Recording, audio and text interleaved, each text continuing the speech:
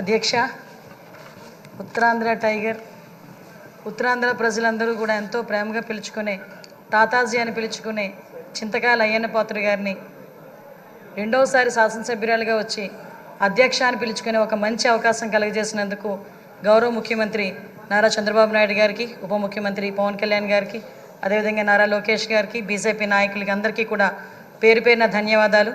అదేవిధంగా ఈ శాసనసభలోకి నన్ను గౌరవంగా పంపించిన నా పాయకరావుపేట నియోజకవర్గ ప్రజలందరికీ కూడా ధన్యవాదాలు, నమస్కారాలు తెలియజేసుకుంటున్నా.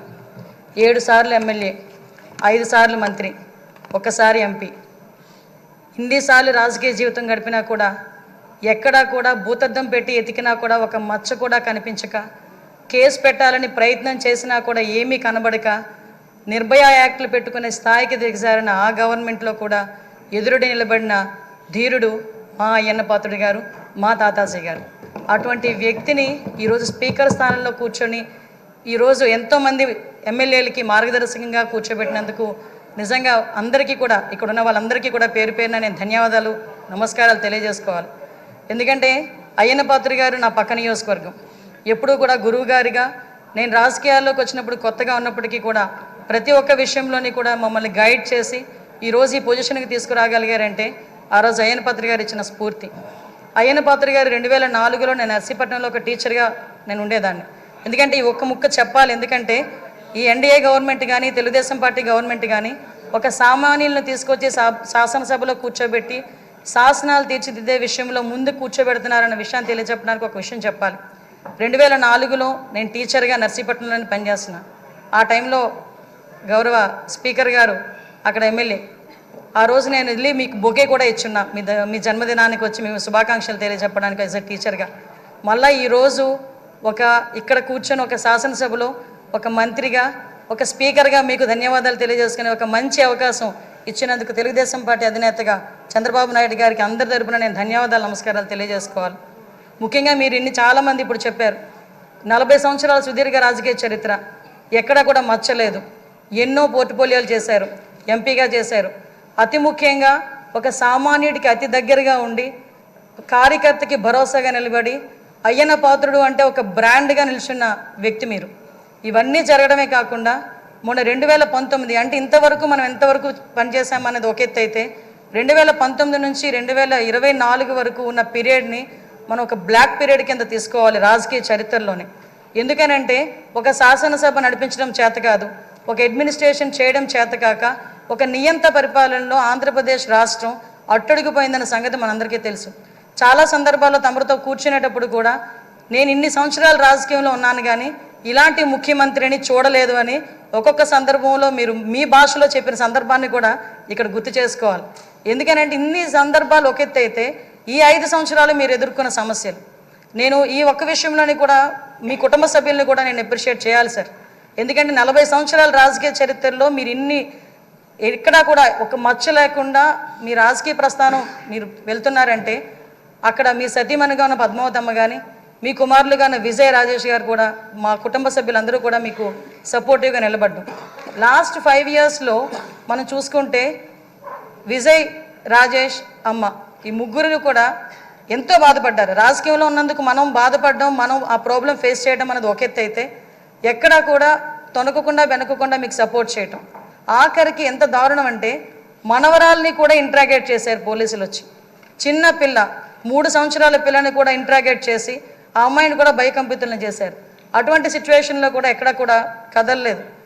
ఒక చిన్న 6 అడుగుల దూరం అని చూపించి గోడని కూల్చడానికి వందలాది మంది పోలీసులు మీ ఇంటి చుట్టుపక్కల పెట్టినా, సార్ ఎక్కడికైనా వెళ్ళండి, జైల్లో పెడితే మళ్ళీ ఇబ్బందులు పడతారేమో అంటే, వస్తే అరెస్ట్ చేయని అమ్మా, ఏం చేస్తారు మహా అయితే, చచ్చేటప్పుడు కూడా అదే జెండాతో చచ్చిపోతాను తప్పించి ఏ రోజు కూడా జెండా మార్చకుండా నేను నిలబడతాను, అది నా రాజకీయ నైజం అని గర్వంగా చెప్పిన వ్యక్తి మా అయ్యన్న పాత్రుడు గారు. అటువంటి వ్యక్తి ఈరోజు సభా స్పీకర్ స్థానంలో ఉండటం నిజంగా మా అదృష్టంగా నేను భావిస్తున్నా. అదేవిధంగా ఈరోజు ఏదైతే ఇందాక మన నాయకులందరూ కూడా చెప్పున్నారు, లాస్ట్ 5 సంవత్సరాల్లో పరిస్థితి ఎలా ఉందంటే, ఇంకొక విషయం ఇక్కడ చెప్పాలి సార్. ఎందుకంటే ఈరోజు ఒక బీసీ నాయకుడిని, ఒక 40 సంవత్సరాల సుదీర్ఘ అనుభవం రాజకీయ అనుభవం ఉన్న ఒక నాయకుడిని సరైన పొజిషన్లో సరైన మనిషిని సరైన పొజిషన్లో కూర్చోబెట్టేటప్పుడు ప్రతిపక్ష హోదాలో ఉన్నవారు, ప్రతిపక్ష హోదా కూడా కాదు, మినిమం మా పార్టీ ఎమ్మెల్యేలు ఇక్కడికి వచ్చి పార్టీ సభ్యుల కింద మిమ్మల్ని కూర్చోబెట్టడం ఒక సంప్రదాయం. సాంప్రదాయాలకు విలువిచ్చే ఒక పార్టీగా, సాంప్రదాయాలు విలువిచ్చే అధికార పక్షంగా నిన్న కూడా ప్రమాణ స్వీకారాలు చేసేటప్పుడు 11 మందిలో ఒక ఎమ్మెల్యే మాత్రమే జగన్మోహన్ రెడ్డి అన్న వ్యక్తి, అతనికి ప్రతిపక్ష హోదా లేదు. అలాంటి వ్యక్తిని కూడా సీరియల్ ప్రకారమో ఆల్ఫాబెట్ ప్రకారమో పిలవకుండా ఒక గౌరవ మాజీ ముఖ్యమంత్రి అన్న ఒక హోదాలో మనం పిలిపించి మినిస్టర్స్ తర్వాత అతను ప్రమాణ స్వీకారం చేసే అవకాశం ఇచ్చాం. అది మన గౌరవం, మన సంప్రదాయం. అది కాకుండా ఈరోజు అటువంటి సంప్రదాయం ఎందుకు వాళ్ళు రిసీవ్ చేసుకోలేకపోతున్నారు? ఈరోజు ఒక బీసీ నాయకుని, ఆయన రాకపోతే పోయాడు, ఆయన పులివెందులు వెళ్తాడు, ఎక్కడికి వెళ్తాడు. మిగతా సభ్యులను కూడా పిలిపించి కూర్చోబెట్టి మిమ్మల్ని ఆ స్థానంలో కూర్చోబెట్టని పిలిపించుంటే ఎంత గౌరవంగా ఉండేది. అంటే వాళ్ళకి గౌరవం ఇచ్చి పుచ్చుకోవడం కూడా చేత కాదన్న సంగతి ఈ ఒక్క సభ మొదటి రోజే మనందరికీ కూడా అర్థమైంది. నేను ఒకటే అప్పీల్ చేస్తున్నాను సార్, ఈ సభలో ఇంతకు ముందు జరిగిన అవమానాలు కానీ, ఏ ఆడపిల్లకి కూడా ఇంతకు ముందు జరిగిన అవమానాలు కానీ, ఏ ఒక్కరికి కూడా, ఆడపిల్లలకే కాదు ఇక్కడ శాసన సభ్యులకి కూడా ఎక్కడ కూడా ఎటువంటి అవమానాలు జరగకుండా చూసుకునే బాధ్యత. ఎందుకంటే నాయకుడిగా 40 సంవత్సరాల సుదీర్ఘ అనుభవం చంద్రబాబు నాయుడు గారి కంట కన్నీరు చూసింది ఈ అసెంబ్లీని. అటువంటి ఈ అసెంబ్లీలో ఆ రోజు కౌరవ సభగా ఉన్న అసెంబ్లీలోకి మళ్ళా గౌరవ సభగా వస్తానని చెప్పి ప్రమాణం చేసి ఇంతమంది సభ్యుల్లో గౌరవంగా మమ్మల్ని కూడా తీసుకొచ్చినందుకు ప్రత్యేకంగా ఆంధ్రప్రదేశ్ రాష్ట్ర ప్రజలందరికీ కూడా ధన్యవాదాలు తెలియజేసుకోవాలి. ఎందుకంటే 175 మంది అంటే ఒకటి మాత్రం చెప్పాలండి, 5 కోట్ల ఆంధ్రప్రదేశ్ ప్రజల్లో 175 మందికే వస్తుంది అధ్యక్ష అని పిలిచే పలుకు. ఒకే ఒకరికి వస్తుంది అధ్యక్ష అని పిలిపించుకునే ఒక వర్డ్. అది మీరవ్వటం నిజంగా మా అదృష్టం, ఉత్తరాంధ్ర ప్రజలు చేసుకున్న అదృష్టంగా నేను భావిస్తున్నా. అటువంటి ఉత్తరాంధ్ర నుంచి వచ్చిన మీరు ఈరోజు ఇందాక పెద్దలు గౌరవనీయులందరూ చెప్పినట్టుగా ఉత్తరాంధ్ర ప్రజలకే కాదు ఆంధ్రప్రదేశ్ రాష్ట్ర ప్రజలకి, అదేవిధంగా భారతదేశంలోని స్పీకర్లందరికీ కూడా ఆదర్శప్రాయంగా ఉంటారని నేను మనస్ఫూర్తిగా నమ్ముతున్నా. మీకు ఆ బ్యాలెన్సింగ్ ఉంది సార్. చాలామంది ఏమనుకుంటారంటే మనం స్పీడ్ అవుతామేమో అనుకుంటారు, కానీ మీకు ఆ బ్యాలెన్సింగ్ ఉందన్న సంగతి నాకు తెలుసు. ఎందుకంటే మిమ్మల్ని అతి దగ్గరగా మీ కుటుంబ సభ్యురాలుగా నన్ను ఎప్పుడు కూడా ఒక కూతురుగా చూసుకుంటారు.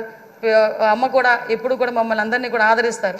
మీకు ఇంకొక విషయం చెప్పి ముగిస్తాను సార్. నేను లాస్ట్ టైం గవర్నమెంట్లో ఏదైతే ఆడపిల్లల మీద ట్రోలింగ్ కానీ, సోషల్ మీడియాలో ట్రోలింగ్స్ కానీ, అదేవిధంగా వ్యక్తిగతంగా మాట్లాడడం కానీ, మీరే కాదండి అక్కడున్న చాలామంది అండి సోషల్ మీడియాలో బాధలు పడ్డాం.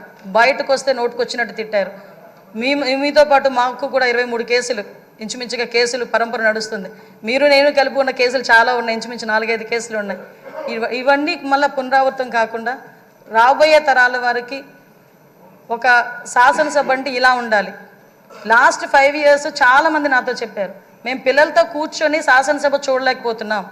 ఇంతకుముందు స్కూల్ పిల్లల్ని తీసుకొచ్చి గ్యాలరీలో కూర్చోబెట్టి శాసనసభ అంటే ఇలా జరుగుతుందని చూపించేవారు. అటువంటి సంప్రదాయం పోయి ఈరోజు టీవీలు ఆఫ్ చేశారు లాస్ట్ 5 ఇయర్స్ కూడా. అలా కాకుండా అందరూ కూడా శాసనసభను వీక్షించి జరిగే చట్టాలని కూడా వాళ్ళందరూ కూడా పాలు పంచుకునే అవకాశం కూడా మనందరం కూడా కలిగజేయాలని, దానికే మీరు సూటబుల్ వ్యక్తిగా మేము అనుకుంటూ మీకు మరొకసారి ఉత్తరాంధ్ర తరపున, పాయకరావుపేట నియోజకవర్గం తరపున ధన్యవాదాలు, అభినందనలు తెలియజేసుకుంటున్నాను సార్. Thank you.